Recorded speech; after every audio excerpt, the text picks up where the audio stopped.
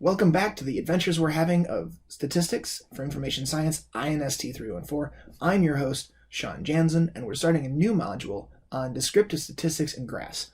I'm super excited that we're starting this particular module because now that we've got this basic foundations of populations and samples, and now you have the fundamentals of how we're going to use this in R, we really get to start focusing in on the data analysis themselves. This first video on univariate statistics should be rather familiar to you from your previous introductory coursework, but we're going to reset this foundation to make sure everybody's on the same page. So let's get started. And we're about to enter the first of our four-part video series. This one's focusing on univariate descriptive statistics. We said before in a previous video that the main difference between descriptive and inferential statistics is the inferential statistics are being used to talk about data in a way that we're going from our sample back to our population, whereas descriptive statistics are generally things that we can talk about from a population or a sample perspective, but we're using it as a way to get data points that summarize different aspects of the data, whether it's single points or ranges and things of this nature. So as it says on the slide, the goal is to show large amounts of data with only a few particular descriptive values. For example, we could ask ourselves, how do we know who's the best quarterback in the Big Ten? And there's a lot of different ways you could look at this. You could say, well, what are the passing and run yards? Or how about the number of touchdowns or receivers and interceptions? These sorts of things. Tons of different ways you can do it. Each one's a descriptive statistic. So what we're going to do to help show some of these examples here is we're going to load some data in from the housing data set that's part of the ECDAT library. Note that's a capital E on ECDAT and capital H on housing. So we're going to go ahead and pipe some of this into R. And while that's happening, let's go ahead and talk about a few of the summary statistics that you should be familiar with. We're not going to spend much time on these because you should have a strong familiarity to these from your introductory statistics course. The initial ones are basic and position statistics, central tendency, ranges and dispersion, and correlation. So let's talk about each. Basic frequency and comparisons first contain proportions and percentages. The proportion is just the frequency observation you have divided by its total share or number. So we can see that on the table to the right, there it says table with housing bedrooms. So we're looking inside the housing data set at the bedrooms variable, and we're asking R to give it to us in a table output. So that means we're going to get columns going across of houses that have bedrooms, 1 bedroom up to 6 bedrooms, and then underneath that is the row of how many frequencies there are. So there are 136 houses that have 2 bedrooms, 95 houses that have 4 bedrooms, and so on. By adding an add margins function to the outside of the table function, that will give us a sum on the end of our table. That way we don't have to go ahead and add all of these up. So we can see that there are a total of 546 houses in this particular data set. If I wanted to go ahead and show which of these are a proportion, I would take that number of bedrooms and divide it into 546. If I want to turn that number into a percentage, I just go ahead and multiply it by 100. So how many homes have 3 bedrooms? Is that a proportion or percentages? Let's take a look at how this would work. So using R like a calculator, I can go ahead and just say 301, which were the number of homes that had 3 bedrooms, divided by 546, gives me a proportion of rounded 0.55. And if I want to go ahead and look at the proportions for all of the table outputs, let's go ahead and look at this function from the inside out. It'll be a little bit easier to look at that way.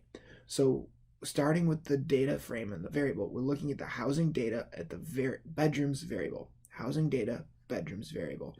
That is inside of a table function, which is what's going to print us out the number of bedrooms we have.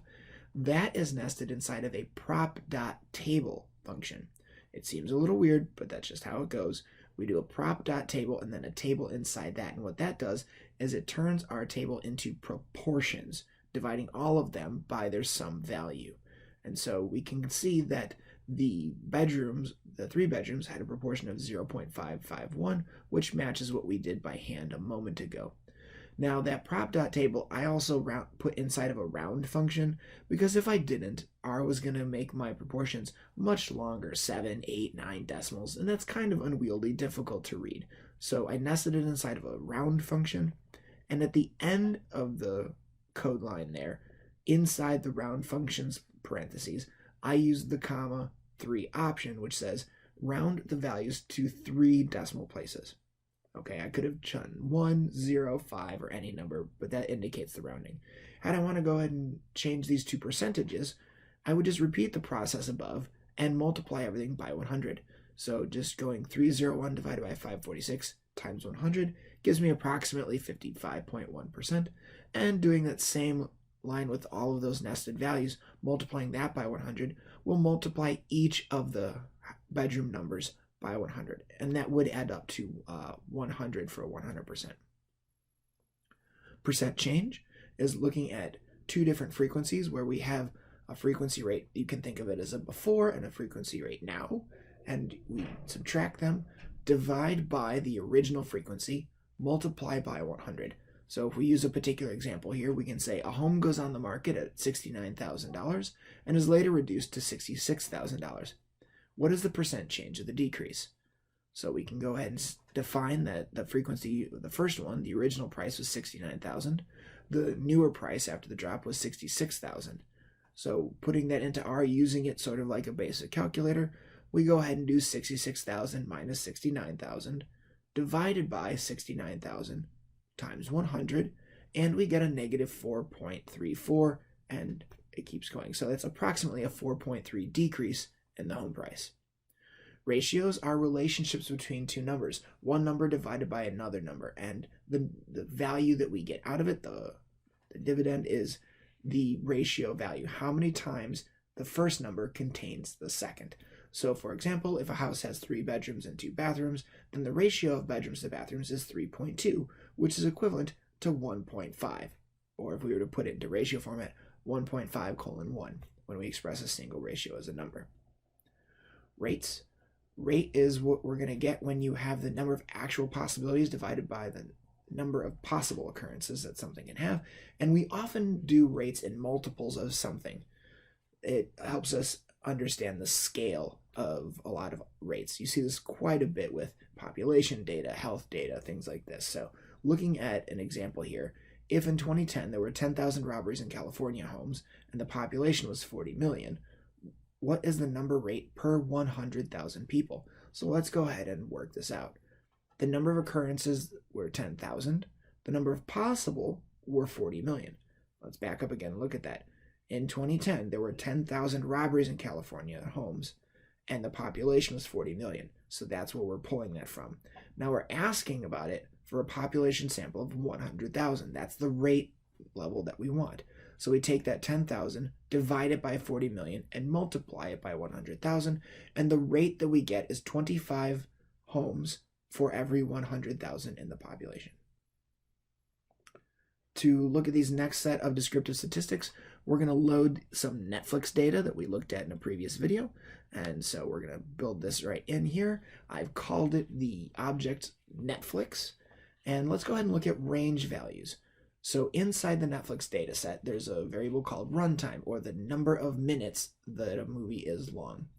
And by using the length function, that'll tell us n, or the number of values, the length, in that particular vector of data. Now you have to be careful with the length command, because the length command will also include your missing values. So this particular runtime length has 6,820 observations. That's going to be both valid observations and missing observations totaled. The min, so what is the minimum number of minutes that a movie was? In this case, it is 50. The maximum value is 366. Only difference, we're using the length function, min function, or max function. All of them are being operated onto the Netflix data frame and the runtime variable inside Netflix.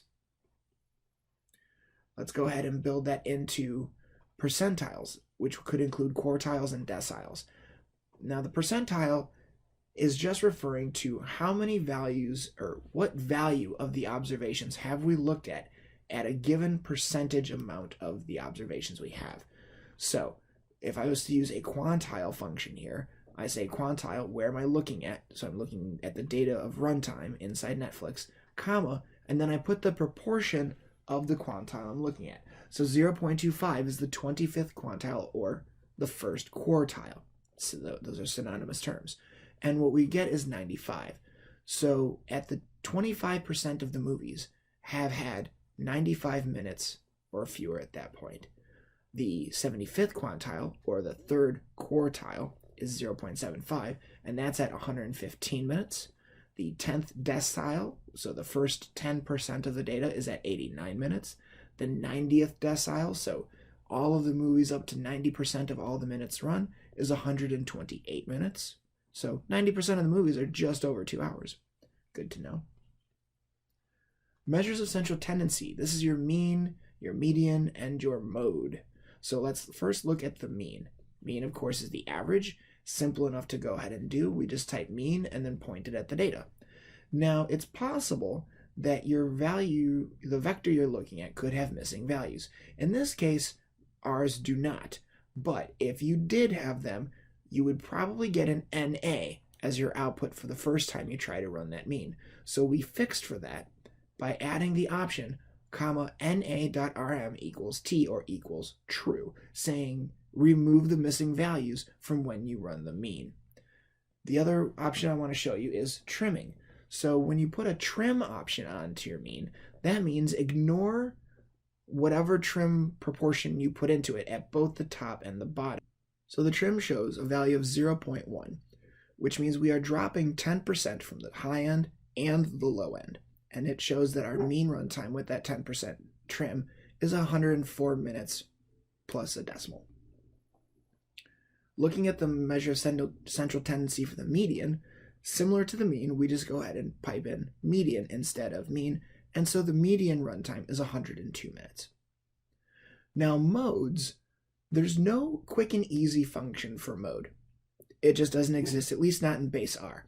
However, the function that appears on the slides at the moment was created by an individual out on the internet, and I presented it for you here. So if you want, you can take this mode from here, type it in, or when you get access to the script files for this lecture, it will be in there, and you can run this, and it will add a function called get_mode to your commands, and you can use that to call the mode. So if we run get mode on the genre variable inside Netflix, we see the genre that appears the most from the list are comedies.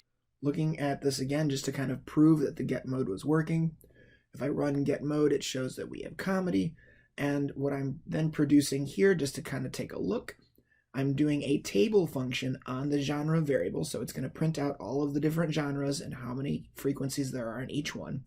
And I've nested that inside of a sort function. So we're going to take the table data and we are going to sort it into an order. And I've given the option decreasing equals true, which means we're going to put the highest value first and we're going to go decreasing from there. And we can see that comedy is indeed the highest number with just over 2,000 movies inside this particular Netflix dataset. I also want to talk to you about the weighted mean. A weighted mean is just a method that we can use to give some observations a higher amount or a lower amount of influence when we are calculating the mean. So you can think about it when you're looking at your grades. In the example case here, we could see what it looks like if I had homeworks, projects, and exams, and if the homeworks were worth 25%, the projects were worth 25%, and the exams were worth 50%, and I show some example scores of how much you might get on each one: 91 out of 100 for homework, 85 out of 100 for projects, 74 out of 100 for exams. And if I was to do this with an unweighted mean, I would just add each of the grades I got up, divide them by 100, and that would tell me what my unweighted mean of 83.3. But taking the weights into account, I multiply each of those scores by their weights and then go through with the division, and I get the weighted mean of 81. So the weighted mean in this case, the student would have received a slightly lower score. So when we're looking at which measure of central tendency to use, it's nice to have a little flowchart sort of idea. So you ask yourself, are you looking at bimodal or multimodal data? Yes, then we're looking for a mode. If your data is unimodal, then we have to ask ourselves, what type of data is it? Is it nominal, ordinal, interval, or ratio? If it's nominal, we look at the mode. If it's ordinal, we go for the median. If it's interval or ratio, Then we have to figure out, is it skewed or not? We'll be looking at skew again very shortly in this module set. If it's skewed, we go with the median. If it's not skewed, we go with the mean. So once we have the measures of central tendency out of the way, we can talk about the measures of dispersion. Measures of dispersion, by their definition, are talking about how much variability is there in the particular data. So we start with the range, and the range is nothing more than telling you the highest and the lowest values in the data set. Think of it as the min and the max. The interquartile range is a similar idea, but it's talking about the distance of the values between the first and the third quartile. Standard deviation is the difference in the group from the mean, and variance is standard deviation squared. We can do each of these in R with the range function, IQR function. Note that one is capital letters, SD function, and VAR function for standard deviation and variance. Standard deviation and variance, you'll have to use the NA.RM equals true option if you have missing values. Otherwise, it may give you a hiccup. So let's go ahead and take a look at some of these one by one. The range I said was the distance between the highest and lowest. So if I did a range on runtime, we get a minimum movie runtime of 50 minutes and a maximum of 366. The interquartile range we said was the distance between the first and third quartiles, and that's saying there's a difference of 20 minutes is the IQR. So the first quartile to the third quartile, the distance in between is only a 20-minute divide. Standard deviation, so when we standardize the movie runtimes, there's an 18-minute difference, and when we get into some of our future lectures and we talk about the distance under the normal curve, we will see that how many movies there can be at every 18-minute intervals. Variance is talking about the standard deviation squared, so that's really just 18 squared, and we're getting about 325. Standard deviation, here are the by hand formulas for those. Again, we're talking about how much dispersion there is throughout the data set. The functions for the standard deviation between the population and the sample are nearly identical.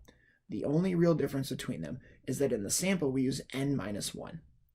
And I had mentioned before, you may have heard me say that n-1 refers to us wanting to be conservative in our estimates, not to produce biased statistics. If you're looking this stuff up on the internet, you may come across something called Bezel's correction.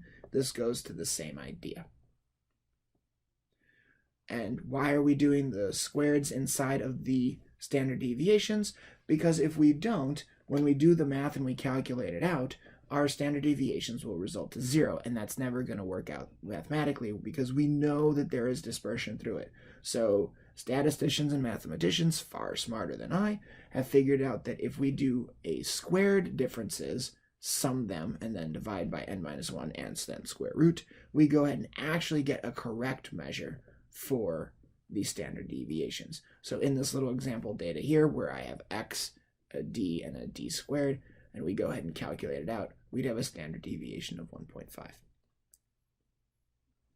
Here's a slide that I was just sort of talking about before with the why we do the n-1 and why we want to be unbiased and conservative for it. And what's really nice to have on this particular slide is down at the bottom, I gave you a table here that kind of shows you, even though we're doing n-1 and we want to be more conservative, that difference goes away as n increases. So when we have a sample size of 10, the numerator is 500, we divide by n biased, it's 7.07. Divide by n-1, it's 7.45. The difference between those values is 0.38. But if our sample size is 100 and we calculate out a standard deviation, the difference between the estimators of n and n-1 are only 0.01 off. Big jump when you go from a sample of 10 to a sample of 100. That's a big difference. There's hardly any difference between n and n-1 at a sample size of 100. If you get a sample size of 1,000, the difference between n and n-1 is 0.0004. Very small. And that's only at an n of 1,000. So you can imagine if you're working with data sets in the thousands or millions, n-1 is going to be a far better estimate, and it's also more cautious when we're trying to estimate to the population. And there becomes very little difference than using n when sample size is large. So this is really a treatment for when sample size is small. So to move on ahead, we've seen the summary function before in previous lectures, and this particular one, you just use the term summary onto the data that you're looking for, and it will produce for you the minimum first quartile, median, mean, third quartile, and max. It doesn't give us standard deviation, so we'll have to run that one separately. However, there's a much better function that I like. I mentioned the summary tools package before. On the screen, I have the options on showing you how to install summary tools, use the library function to turn it on, and the function inside the summary tools package that I really enjoy is called Descr, kind of short for describe, D-E-S-C-R. Point that function onto the runtime variable, and it will produce for us a nice laundry list of mean, standard deviation, min, median, max, MAD, which is for the mean absolute deviation. We're not going to worry about that one at the moment. IQR, CV, skewness, and several others that we're not going to have to worry about with this particular course. We're not going to go down those rabbit holes unless you really need to. But what's also nice about this is if you look at the top of the output for the describe, it tells us that first of all, our n is 6,820. That was our length function. But it also gives me down at the bottom an n valid and a PCT valid.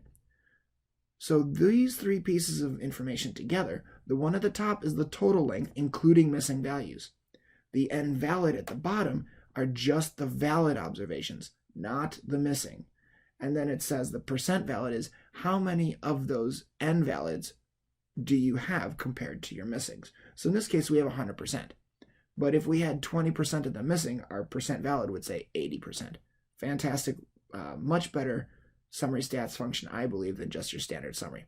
However, it's easier to work with the summary function on several variables at once than summary tools. Just to give another little recap here, when we're looking at these, we're using a table function when we're looking at our categoricals. And here I'm looking at, do houses have driveways? And it says yes and no. I can do a prop table on that, and it turns those into proportions.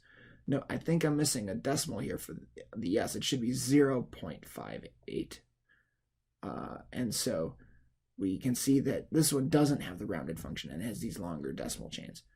But if instead of doing the tables for my categoricals, I can turn back to the summary tools function and use the frequency or frec. And that is going to give me another nice output of tables where it gives me the yeses and nos. It tells me the frequencies for them. It'll also tell me the missing values. In this case, I don't have any, but if I did, they would appear there. And then next to that, I have a percent valid. So this is the percentages of those frequencies. So you don't have to run a table and a prop table separately. The other three columns aren't as so important for us, but I'll explain them for you. So the percent cumulative is only going to be worthwhile to you if the variable that you're looking at has an order to the categories you're looking at, and that order is in orders, like income. You start at a low income and it works all the way to a high income. And what the cumulative percent is going to say, it's going to compound the valid percent at each increasing category. So here it starts off at just over 14%, and then when we add in all the yeses, it builds up to 100%. The total percent and the total cumulative percent are the same things as valid percent and valid cumulative percent, except we are also considering any potential missing values that you have. We don't have any in this case, so the numbers remain the same.